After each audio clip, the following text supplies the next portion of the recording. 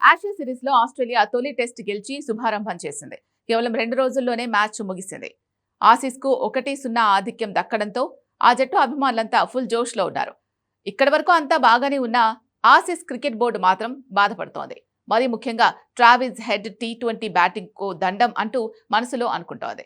Head విధ్వంసకర century ఫలితంగా ఇంగ్లాండ్ను 8 వికెట్ల తేడాతో ఆసీస్ చిత్తు చేసింది.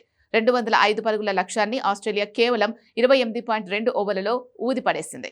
అయితే పెర్త్ కేవలం 2 రోజుల్లోనే ముగియడంతో క్రికెట్ ఆస్ట్రేలియాపై భారీ నష్టం చవిచూసినట్టు తెలుస్తోంది.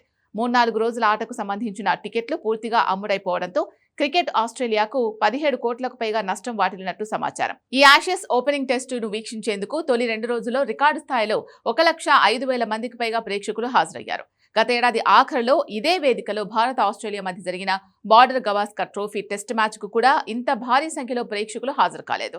మొదటి 4 రోజుల్లో మొత్తంగా 96,463 మంది స్టేడియంకు వచ్చారు. పర్త్లో జరిగిన ఆషియస్ తొలి టెస్ట్ ను టీవీల్లో కూడా 2,45,000 మంది వీక్షించినట్లు ఛానల్ 7+ వెల్లడించింది.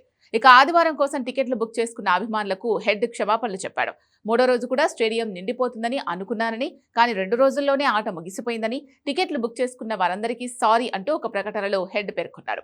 కాగా క్రికెట్ ఆస్ట్రేలియా రిఫండ్ పాలసీ ప్రకారం రద్దు చేయబడిన రోజులకు సింగిల్ డే టికెట్లు ఉన్న అభిమానులు పూర్తి రిఫండ్ కు అర్హులు. కాబట్టి డే 3, డే 4, డే 5 టికెట్లు బుక్ చేసుకున్న వారికి బోర్డు తప్పనిసరిగా డబ్బును తిరిగి చెల్లించాల్సి ఉంటుంది.